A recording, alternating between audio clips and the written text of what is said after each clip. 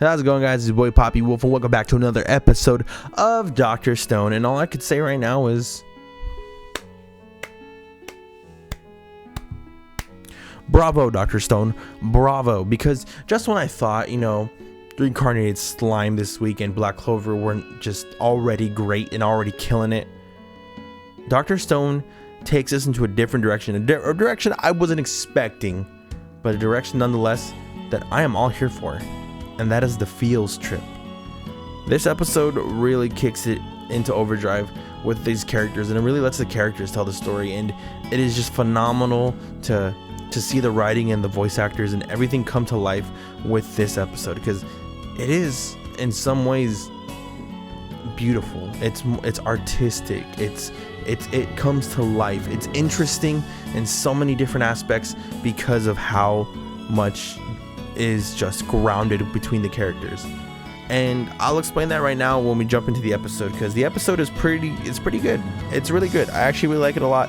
I'm gonna give it a 10 out of 10 off the bat because I love the character work done in this. But let's jump into the episode.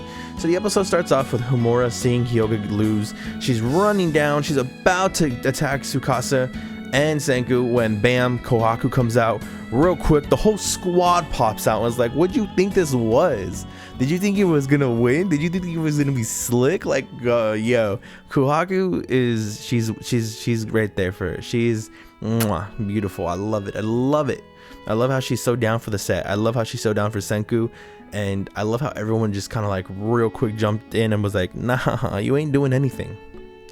So they capture her, they capture Hyoga, and they keep them prisoners.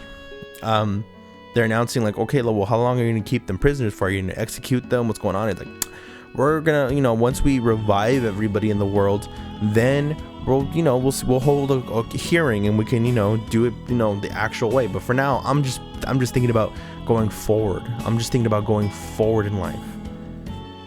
So it's pretty cool to see everybody kind of work together to make steam engines, to make a whole facility of science, like very early on. And like it's funny, there's little funny things, like the middle part is very character driven, and I really enjoy it.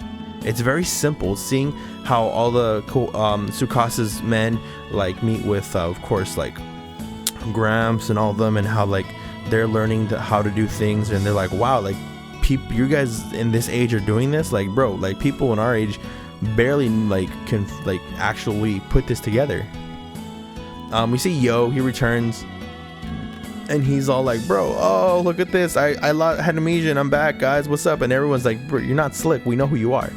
But they're like, you know what, all right, you can help, you're gonna be on the duty with Homegirl and you're gonna put people back together. He's like, put people back together? I'll say less. And then he sees the rubble. His face is classic. It's just very humorful. It's very fun.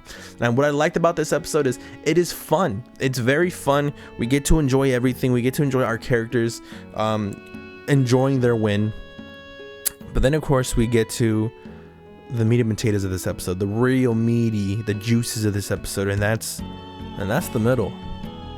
So now, the middle is Senku working on a new formula for Tsukasa. He's working on this super glue, kind of like Band-Aid glue, that like super glue that you use to like shut the wound. And Gen is like, was this gonna save him? And Senku knows it's not about saving him. It's about buying him enough time. And we're left thinking, oh shit, so Tsukasa's gonna die. And it is beautiful how they paint Tsukasa's character, because as Tsukasa's talking to Ukyo, he's telling him every location of the statues that he's broken, torn apart, destroyed, and Ukyo's left at all. For like at one point he saw like this man had no remorse for taking these lives, but if these past 2-3 episodes have showed us is that for Tsukasa, he put that on himself. That wasn't something that he did so easily. He did it easily because he had to, because he was a leader. And it paints this new light for him that, of course we can constrive them as the enemy, but it's one of those things where it's like he really had to be this mongrel, this overall strong person, because he was leading, and he couldn't And as much as that hurt him to do all these unspeakable acts, he never let himself forget it. And that's it gives you this kind of new light to look at Tsukasa. And everyone's telling him to be careful. Senku says, we're gonna do emergency surgery. And even after the surgery is done, even though they had like these little fun gaggy moments with each other during the surgery, it still feels sad when we're seeing how Tsukasa knows, like, bro, like, I know I don't have a lot of time. I know you're doing this to buy me time. And he goes, look, the best thing we can do is keep you alive for as long as possible. We're gonna do petrification on you, and then we're gonna heal you with the miracle water. That way we can heal your organs. And the plan is solid, but the thing is, how long is it gonna take? And Senku says, I'm gonna have to kill you, Tsukasa.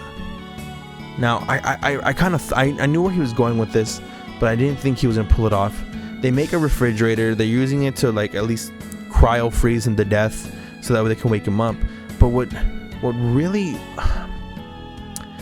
makes this episode so good is this little interaction between Tsukasa and Senku, where they're just talking, and Tsukasa's like, did you just want to talk, or is this something like leaders? And he's like, no, this is just to talk as friends. Why can't we just talk as friends? And they talk about how, like, the first couple nights when it was just him, Taiju, and Senku, that was the first time that Tsukasa's ever felt like fun. It's felt like a different life he could have had. And it just paints this better picture that, yeah, these guys are friends, and these guys, it's a friendship that goes beyond just what could have been. It's just these, they all are the type of vibe. They're all on the same vibe, and that's what hurts so much, is when Taiju and Senku have to go against Tsukasa's, like, those things weren't faked, and you can see the tears in Tsukasa's eyes, like welling in the eyes, at least, when he's like, I truly had fun during those days. And Senku brings up the whole Super Mario thing with the mushrooms, because they use the mushrooms to eat the lion. And he says, do you know, like, Mario, he's either tripping because he ate the huge mushroom and he thinks he's huge, or maybe he did get strong. And he's having these, like, little fun conversations, something that any friends would have. And it hurts him because he knows that this conversation he's having with Tsukasa isn't gonna be answered. It's his way of comforting his friend, making him feel like every day is normal. And it's painful even to Senku. And this part alone literally is where I was like 10 out of 10. This is just so beautiful to see these two characters bonding in a way that's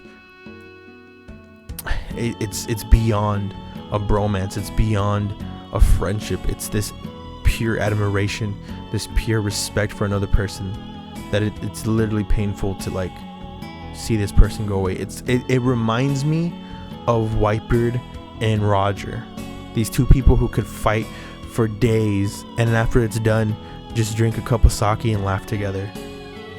That rivalry is truly something beautiful. And of course we end with Senku telling the whole group, look, we need to build a boat because we're going to go overseas, and we're going to figure out how to do petrification because we're not going to slow down. And it's so amazing to see what motivates them. And I love the imagery they paint with all of them being pirates, and we can kind of get a kind of head count of who's going to go on this journey. And it's gonna be nice. And it seems like the season ends here. I'm not positive, but I might, when I come back from my vacation, I might just do a, like, what I want from season 3 for our season 2 part 2 of Dr. Stone. Yeah, I don't know, but guys, this episode was amazing. I honestly loved this. It was powerful, it was beautiful, it was funny, it was just wholesome to the heart. 10 out of 10.